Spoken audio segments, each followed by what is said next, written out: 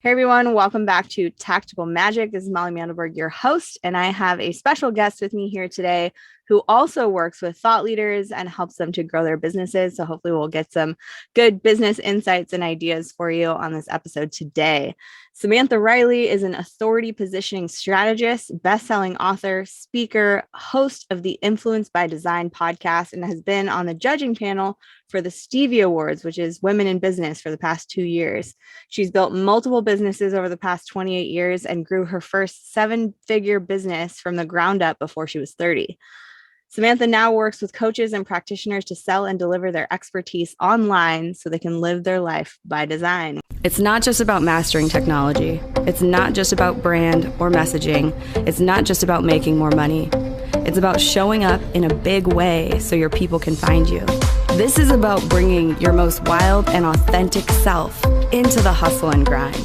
Welcome to Tactical Magic, a business strategies podcast for the warrior goddess entrepreneur. Welcome to the show, Samantha.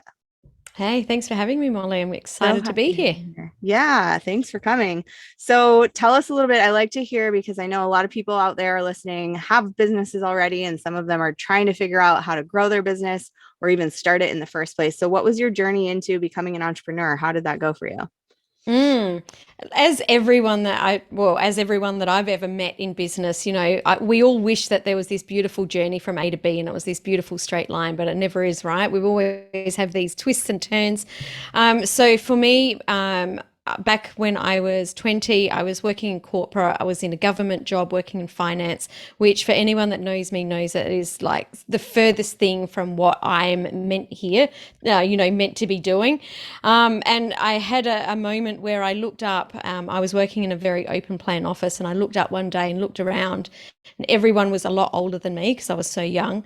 And I looked around and went, wow, there's not one person smiling.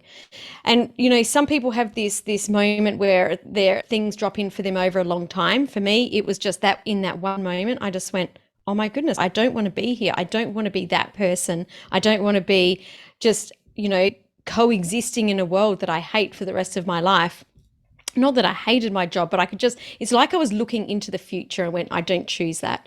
So within a couple of months, I'd opened my first business, which was actually a dance studio, because I've been a dancer all my life. Within 6 months of opening the dance studio, I opened up also a dancewear retail store, because the families of my students couldn't find easily where to get their uniforms from. And I think that's probably the very first thing that, we all need to look at is, what is the gap that we can fill along the way? And it doesn't always need to be, the same thing. Sometimes it's just like, it can be something different, but always paying attention to where the gaps are that we can fill. So I stayed in that industry for 20 years. I had my dance studio, we had the retail stores. And then back in 2010, I separated from my husband, who was also, all through that time, he was my business partner. So I pretty much started again.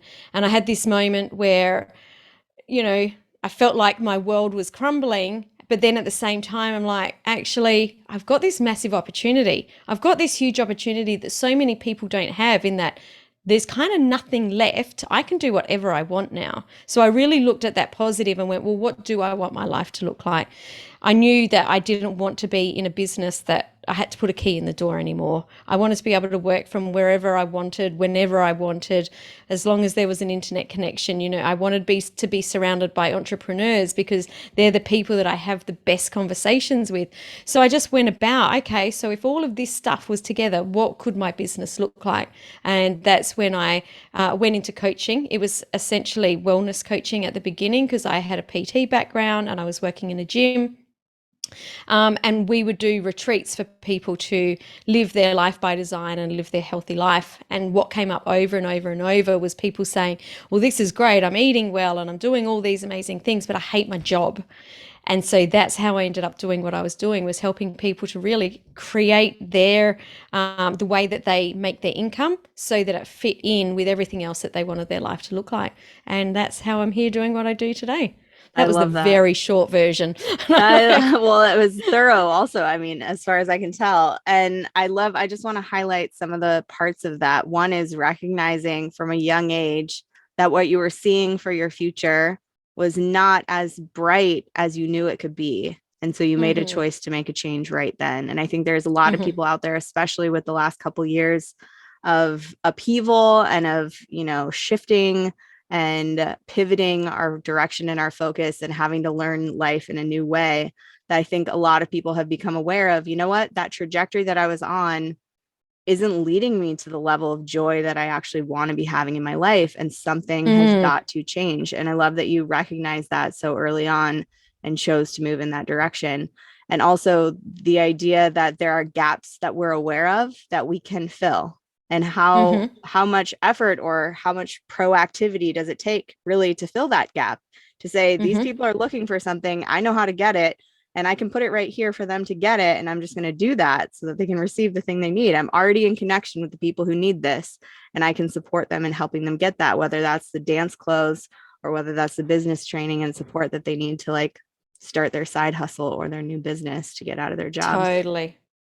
So it's awesome. And you've just rebranded your podcast to be influenced by design. Will you tell us a little bit about what that means and what that show is about? Yeah, I love that. So the show has always been, and we're at like 300 and something episodes in, and the show is to help coaches, consultants, experts, practitioners to build their business to seven figures and beyond. So, we talk about marketing, we talk about planning, we talk about sales, we talk about all the things you need to grow a business. But there was this part of me that I've always had. It's this spiritual side. It's I read the energy forecast every day. I'm always looking at, master days, and, I read tarot cards if I can't figure out what I'm doing. Like, I do all of these things, but I never used to talk about them.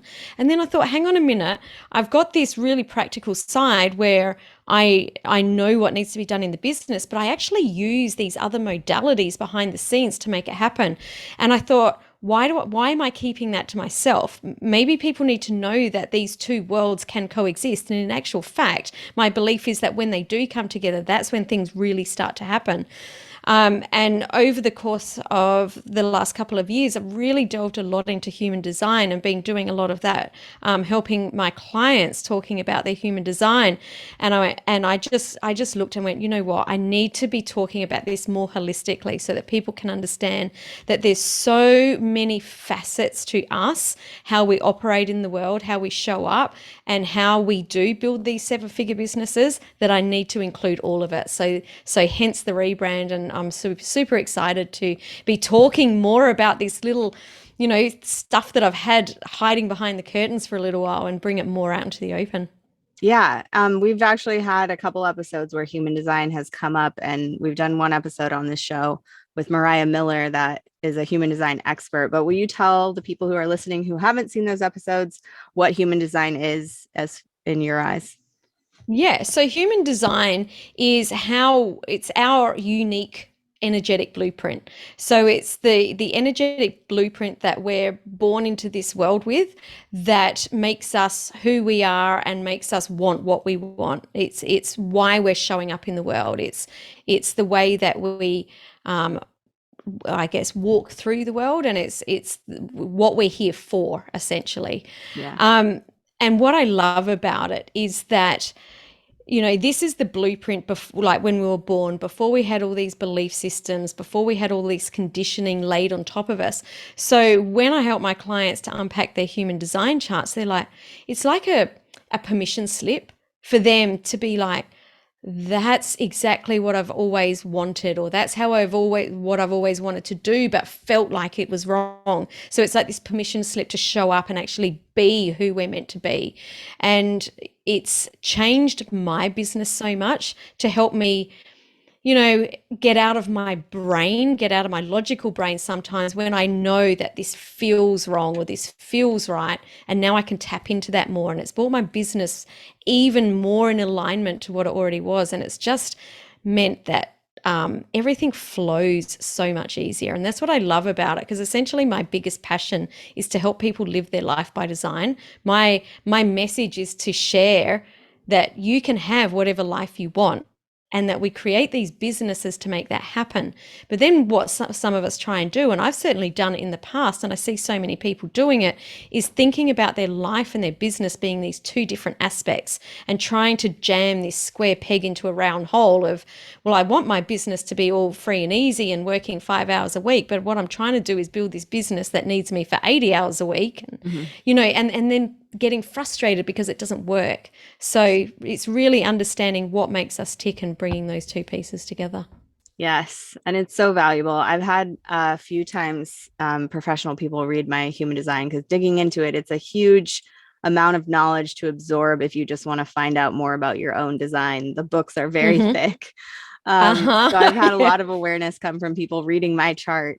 And it's like astrology, but it's so much more intricate. It's so much more Mm-hmm. specific. And it speaks to what I love you highlighted is some things that are true and innate about us that we've made wrong because they're different. Mm-hmm. That we thought, oh, Exactly. that's what's wrong with me because it's not normal or it's not like other people. And really, once you recognize that that is your innate capacity, that is one of your gifts, that's one of your superhuman abilities, you have to start acknowledging that that's a capacity you have and bringing that in and inviting that part of you back. And also, it had for me a lot of acknowledgement woven in, because I had to look at the things that I had overlooked as like, oh, everybody can do that.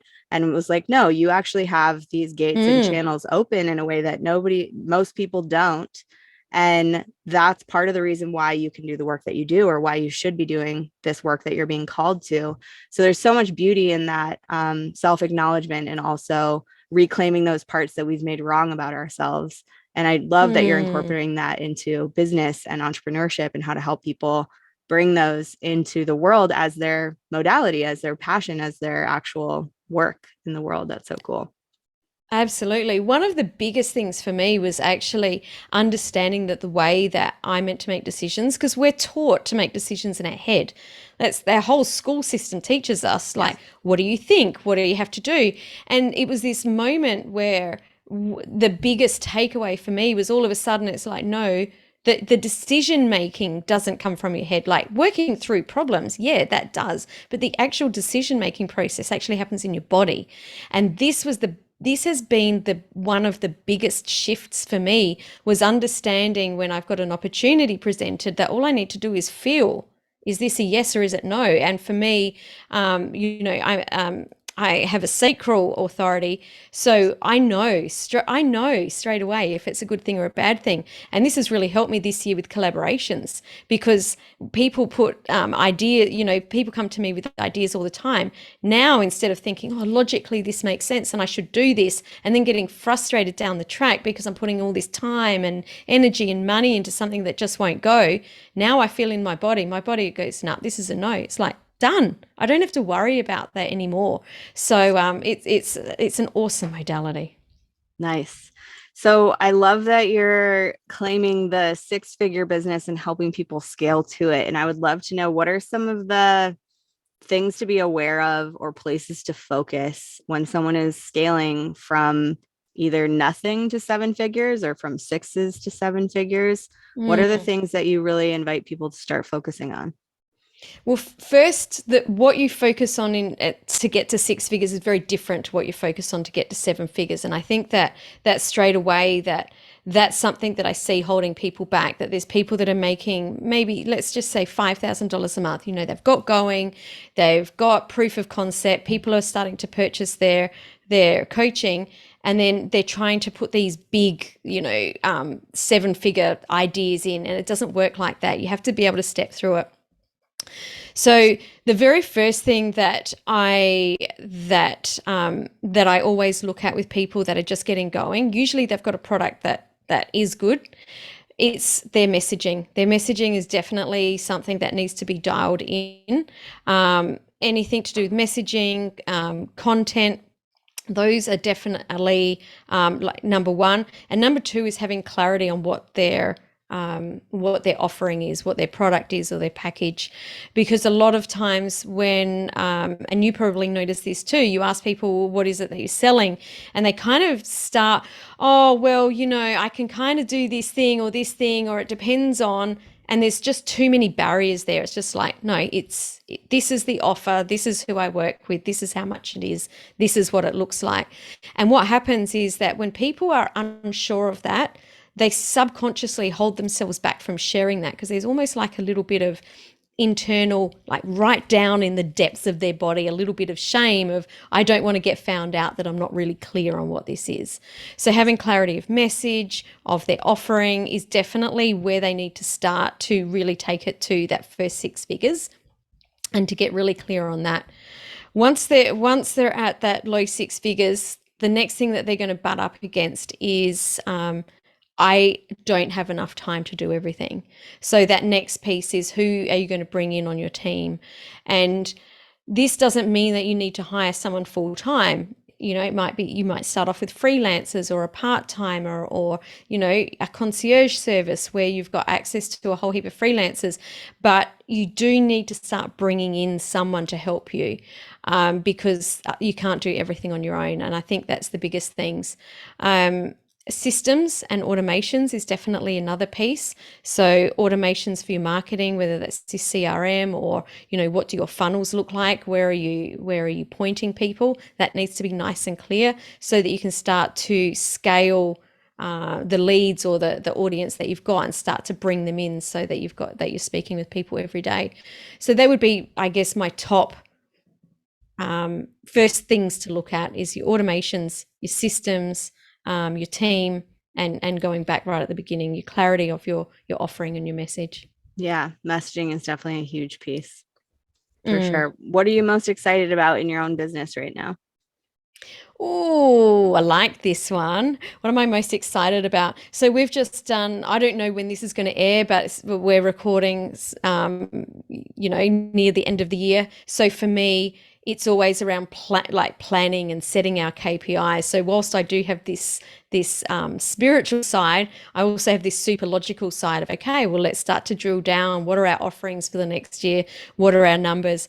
So I'm excited about growing those programs, and bringing in more of the human design element. So launching a new program early 2022, Freedom Business Formula, which is one of our programs that we've essentially been running since 2015, but bringing in the human design aspect to help people to use or understand how to use their unique human design to create their online program. So that's what I'm super excited about. That's awesome. I think that's such a great idea, and I bet people are going to love it. Who do you work with the most? Like, what are the kinds of people or businesses that show up to work with you most often? So the people that I work with usually have a really long, they've got a lot of expertise, whether it's coming from a corporate background or whether it's coming from a business background. They've got a huge amount of expertise, but they don't know how to leverage that or turn that into something online.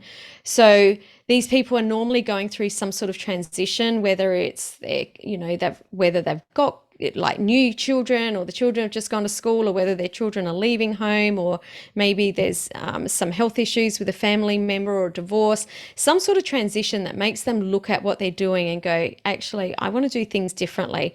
I do want to leverage my time better, or they have this moment where they think life's too short, and I want to be doing more of the things I love. So they come to me and say, all right, well, I've got all this knowledge, but I don't know how to package it. I don't even know how to get it out of my head into a way that makes sense. So, and I love working with them to pull all this knowledge out, turn it into some frameworks or something that makes sense. Normally they're like, wow, I had no idea I knew that, I even knew that much, or I didn't even understand that it was in my head like that. And then turning that into some sort of online program. And again, creating it so that it fits with their life. That's something I'm really passionate about. And I think that not enough people do it. They think about, what can the business be? Where my first question is, what do you want your life to be like? That's, to me, that's more important. And now you know what you want your life to be like. Now let's work on the business, because that's only a small part of what you're doing. And if your life is going well, if your relationships are good, if your health's good, then you can bring so much more to your business. We're holistic beings, and your business and your life don't work in they don't work separately. They work in unison. Totally. Yeah, I love that. And what are some of the ways that people can reverse engineer that? Because you're saying that we want to focus on what the life looks like first and then build the Hmm. business into that. Hmm. How does that process kind of function? Yeah, I love this. So there's a whole heap of questions, and I can share some resources before we finish up. But the questions like, what do you want your days to look like? How do you want to be living? Where do you want to be living? Um, and that question in itself is quite interesting, because I've had quite a few clients have this real epiphany of like, oh, I didn't realize where I was living, like whether it was the house they were living in, or whether it was the town or the city that they were living in, that they didn't like it, and it was actually energetically holding them back in so many areas of their life. So really getting clear on all of these things, and then how much money do I need to make to be able to live this life? How many hours do I want to be working? Do I want to be working around my children at school? So I'm just working, say, like 10 till 3, or do I actually really love working? Because some people do. Some people love pulling long hours. And do we want to be doing that, but, doing that on the road like you are? And then once you've got all of this data, it's like, okay, so what sort of business model fits this? If you want to be if you love working with people, then your business model might have conferences or some sort of in-person events often. If you're someone that's an introvert, then probably that idea really turns you off, and you want to more, run online courses. And if you're a busy mum, you maybe want to have evergreen online courses rather than a launch process. So it's really getting clear on what you want your life to look like, and then just going, okay, asking the questions: how much do I need to be making? How much do I want to be working? How do we pull that together so that it lights us up, so that we're doing what we really want to be doing? I love that. And as far as the delegation piece goes, because I think that is a place where there's a lot of resistance for many solopreneurs to say, okay, now Hmm. I'm ready to have an assistant, or now I'm ready to hire a team member, because it kind of feels like I need the team to be able to afford the team in the first Yeah, place. that's exactly right. Yeah. Yeah. So I'm curious for you, who were the first kinds of team members that you started bringing on, and like what does your team look like right now running your business? So when and this is great, because they're very two different scenarios. So when I very first started, it was, what is the one thing that I need to do that I actually have no idea how to do? And let me just find someone to do that one task. Mhm. So when I first started off, it was hiring freelancers. And whenever I hired freelancers, and this is a trick that I learned very early, is I never paid them by the hour. I always paid them per project or per task, because when you're outsourcing something that you're not sure of, it's very easy for someone to pull the wool over your eyes and explain that it's a little bit different to what you think it is. Mhm. So you might be outsourcing something that takes someone 10 minutes, but because you don't understand it, you might think it takes 20 hours, and someone can take advantage of you for that and charge you hundreds and hundreds of dollars for something that's essentially something that's $10. Mhm. So my first tip is freelancers, and pay per project, or per task. Um, and that's how I started off. So I didn't bring anyone full time into my business, or even part time, for probably the first couple of years. And I just worked on a freelancer basis. And over that couple of years, there was the freelancers that I enjoyed working with, and they were my regular freelancers, but they didn't have a permanent place on my team. And that meant that I didn't have the pressure looming over my head that I need to make wages for this week. Mhm. So that freed me up to be able to get rid of what I didn't want, but also to be able to have people help me out. And then it got to the point where I could hire a part-timer. And the way that I figured out who that part-timer was I already had these freelancers in place. So let's find someone else to take over a different aspect. So I brought someone in that just helped me more with the day-to-day, the calendar management, and just those little bits and pieces, things to do with Facebook groups, And then from there, I hired a full timer, and then I just brought on permanent members of my team from there. So you can't go from zero to hero. There, I go one step at a time. exactly. Yeah. Awesome. So many nuggets of wisdom in this episode. I hope people go back and listen to it again and take notes and learn as much as possible. And I know that you're also teaching a lot of this stuff in your courses and programs. So will you let people know how to get a hold of you, how to follow you, how to find out more? Sure. So you can find me on the social media platforms. My handle is at the Sam Riley. But I did mention earlier that I've got a worksheet to help you create your life by design so that you can start to figure out what your business needs to look like. So you can get a copy of that worksheet at samanthariley.global/design and get a copy of that worksheet and start reverse engineering what you want your life to look like, and things will start flowing and aligning, because you'll stop self-sabotaging in all the things that don't feel good. Yeah, awesome. And you did share so many insights with us, but I'm curious, are there any last words of wisdom that you want to leave people with? Ooh, I guess one of the little things that I can leave people with is something that I see so many entrepreneurs and so many coaches doing what they do because they love it, and they feel that I don't want to plan because I just want things to flow in. And I talked about flow and alignment a little bit in this episode, and I'm very much a believer in it. But planning isn't one of those things, that if we don't plan, that we can end, we'll never achieve our goals because we don't even know what they need to be. So definitely set goals and create a plan or a system to achieve those goals, because if you don't, you'll end up, you won't even know where you'll end up. You don't know where you're going. So yeah, Awesome. you can live in flow, you can live in alignment, but you still need to plan. Yeah. And the plan is kind of the riverbank so that the flow can happen. It's like the thing 100%. containing the flow. Yeah. Yeah. I love that. Awesome. Thank you so much, Samantha, for being on the show. And definitely everyone who's listening, go check out Influenced by Design. It's an awesome podcast, and I got to be on there too. So look for that. And yeah, thank you for listening or watching if you're here with us on YouTube. And whatever happens, keep asking big questions and taking bold action, because you are here for a reason. Bye.